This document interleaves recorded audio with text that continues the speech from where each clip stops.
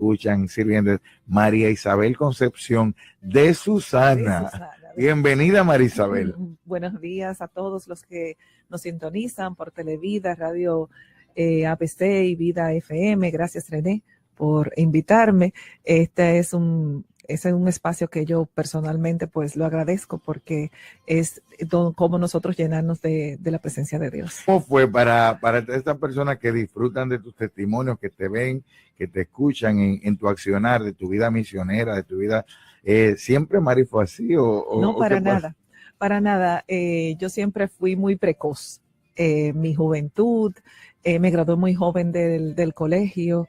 Eso me insertó en la universidad apenas iniciando 14 años, 15 años, y me gradué muy joven también. Ya con 19 años había sido contratada por una firma. Mi profesión de base es la contabilidad, y eso hizo que comenzara a trabajar desde muy joven. Ya a los 16 años trabajaba y era muy independiente, con mucha energía, con mucho de todo, pero en ese momento también conocí al Señor muy temprano. Entré al grupo de oración Nueva Vida apenas con 11 años y ya el Señor me había llamado. Lo que pasa es que le dio brega a Jesucristo encontrarme de nuevo y que yo pudiera volver mi mirada hacia Él y comprometerme fielmente. O sea, parece que todo fue pasando muy rápido en ti. Fuiste precoz, entraste, te hiciste adulta muy joven. Así mismo es. Y en la vida laboral, en la vida profesional, por las bendiciones y dones que Dios da, inteligencia, dedicación, familia, siempre fuiste como avanzando en los cursos, ibas como siempre delante, siempre te tocaba ir primero. Inclusive al grupo de oración entraste muy jovencita. Correctamente. Con gente de más edad que tú. ¿Cómo tú fuiste procesando eso? Parece que tu historia fue un bordado paso a paso.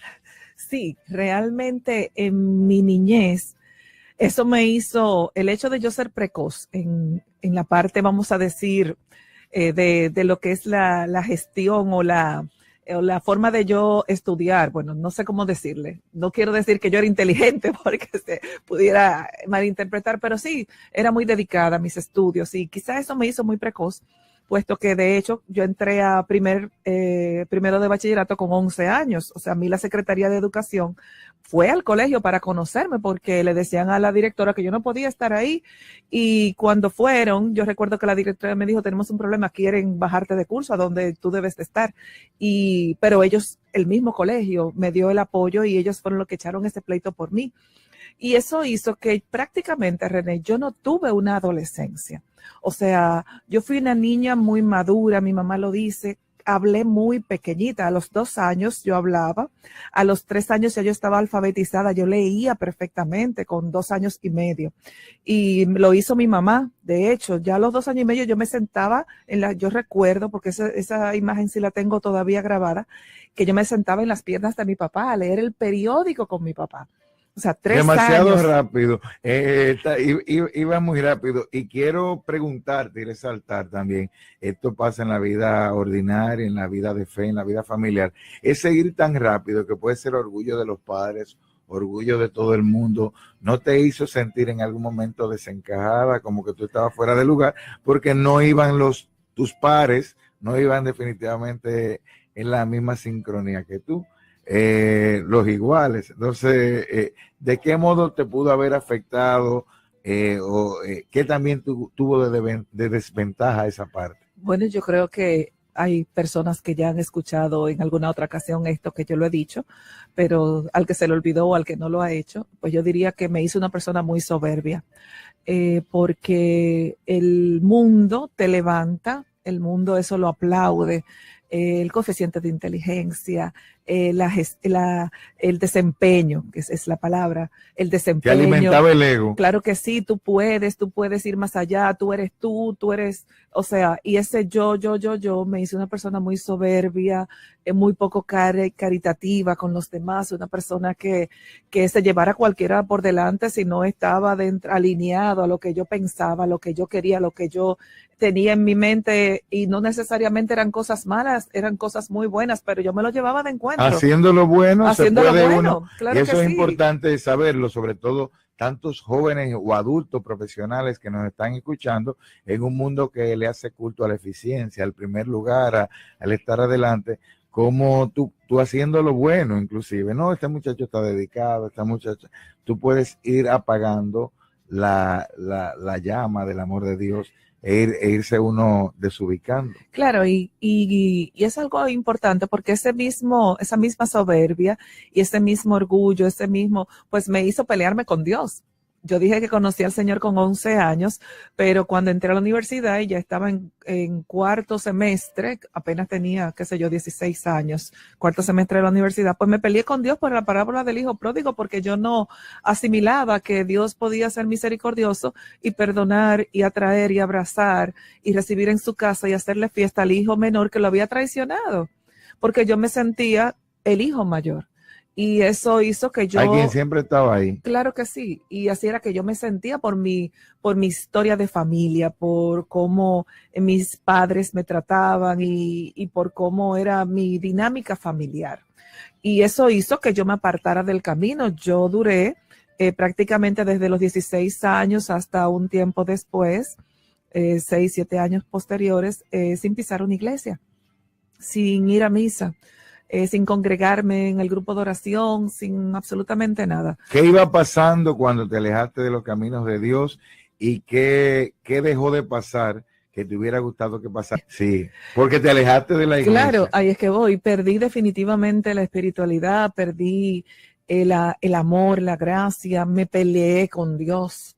O sea, me alejé, me metí en una vida, no solamente me refugié en el trabajo, y no solamente busqué amigos que no eran de mi misma creencia, sino también pues fue anidando en mi corazón y fue haciendo una persona con una coraza muy fuerte.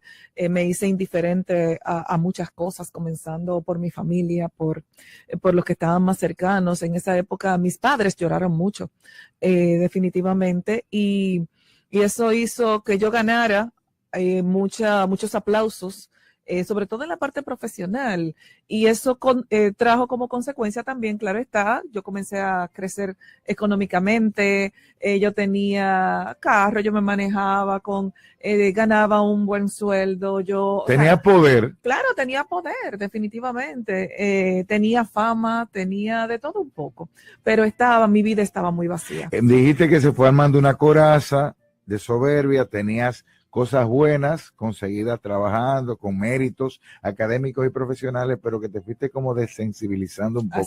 La jovencita de 11 años que llegó al Grupo Nueva Vida en la parroquia de Jesús Maestro, ¿tuviste un encuentro real? Porque quisiera, de la que te alejaste, si ya habías experimentado un Jesús o simplemente pasaste. No, definitivamente, yo me encontré con Jesucristo y yo me entregué a Él, y en el grupo realmente fue una época de oro para mí.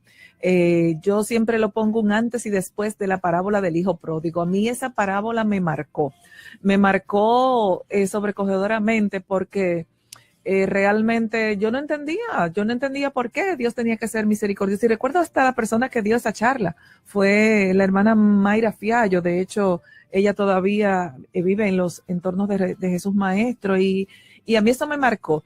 Y Dios es tan misericordioso, René, que cuando yo vuelvo a encontrarme con el Señor, tengo un encuentro con mis padres, tipo la parábola del hijo pródigo. Muchos años después, en una de esos, cuando me tocaba ascender en la firma, me tenían que dar una promoción. No me la dieron, punto. No me la dieron. Y eso para mí fue, como decimos en buen dominicano, el acabose. Eso a mí me hizo muy mal, y yo me pasaba las noches llorando. ¿Que por qué? ¿Qué había hecho yo? Porque todo se basaba, yo decía, y dije hace unos instantes, en esa soberbia, en ese yo en primer lugar. Y yo decía, ¿qué yo he hecho? O sea, ¿qué fue lo que yo no hice? Y ese día me acordé del Dios que yo había conocido, porque sí lo había conocido, y ese Dios nunca se apartó de mí, porque pensamos que cuando nos alejamos de Dios, que Dios realmente se va, y no, Dios está contigo, Dios está ahí. Lo que pasa es que tú te haces insensible a su presencia, porque Dios, cuando nos dijo que nos ama a todos, nos ama en todas las circunstancias, y nos ama, nosotros estemos cerca o lejos, seamos o no cristianos, inclusive Dios nos ama. y no nos damos cuenta. Y cuando eso sucedió, pues yo me dirigí a la casa de la Anunciación y ahí me tiré al Santísimo, porque esa presencia de Dios que yo había conocido con 11 años, latía en mí, pero yo no la dejaba crecer, yo no la dejaba salir, yo no dejaba que ese Dios se manifestara en mí, porque Dios está ahí, pero tú eres, o sea, tú tienes libertad. O sea, Dios te hace libre. El Espíritu Santo estaba dentro de ti, estaba la gracia dentro de ti, pero en tu libertad, mientras estabas consiguiendo el mérito, el poder, la retribución que tú querías, esa coraza te tenía distraída. Claro que sí. Entonces Dios permite en su amor que te rompieran tus expectativas, y cuando te sientes vulnerable y por tu propio yo no consigues, tienes que recurrir de alguna manera a ese primer amor. Al primer amor. Te volviste la niña de 11 años. Claro que sí, volví al primer amor y me tiré, yo recuerdo como hoy, yo andaba, o sea, yo me recuerdo hasta la ropa que yo llevaba, fui a la capilla del Santísimo en la casa de la Anunciación, que no está en el lugar donde está ahora, y me tiré, literalmente yo me tiré a los pies del Señor y le pregunté al Señor qué pasaba conmigo, por qué eso me había marcado tanto la vida que yo realmente ya yo no quería seguir viviendo. Yo pensé, nunca me ha pasado por la mente cometer nada contra mi vida, pero sí pasaron muchas cosas por mi cabeza.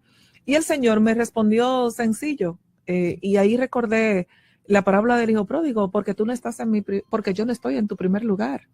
O sea, tú puedes ser exitoso, tú puedes hacer las cosas, tú debes hacer las cosas bien hechas, tú tienes que esforzarte. Pero Dios siempre tiene que ser el primer lugar en tu vida. Y recuerdo que eso fue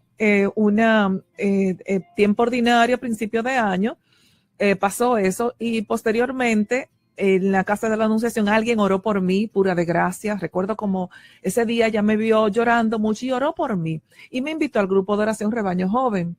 Y en ese grupo de oración, yo tuve un reencuentro con el Señor. Y viene a mi memoria yo creo que esto yo no lo he dicho poco, este testimonio que les voy a decir ahora. Pues resulta que cuando comienzo a ir a ese grupo de oración, existía Lumen 2000 en esa época. Ahí te conozco, a ti, a Rafael, que ustedes eran jovencito, sí, era claro chiquitito, sí, chiquititos. Y me invitan en esa Semana Santa a un programa en Lumen 2000 a que grabáramos. Y recuerdo que era con el padre Raimundo de la parroquia Santo Cristo de las Palmas, de la capilla. Y ahí estuvimos y hicimos esos cortitos. Y cuando terminó ese programa para Semana Santa, a nosotros nos tocaba hacer unas preguntas al padre Raimundo. María Valera se acerca y me dice que quiere escuchar mi testimonio. Y de hecho lo escucha y me dice, yo quisiera que tú dieras ese testimonio por que te grabáramos aquí para hacer un programa especial y que tú des tu testimonio. Y efectivamente me atreví. Después de eso fue que le tomé pánico a las cámaras, definitivamente. Y recuerdo que fuimos a la escuela, este programa se grabó en la escuela de evangelización, que en ese momento estaba cerca de la UAS. Y di mi testimonio. Yo me recuerdo, el Señor es tan maravilloso que me ha permitido recordarme hasta la ropa que yo llevaba puesta y todo.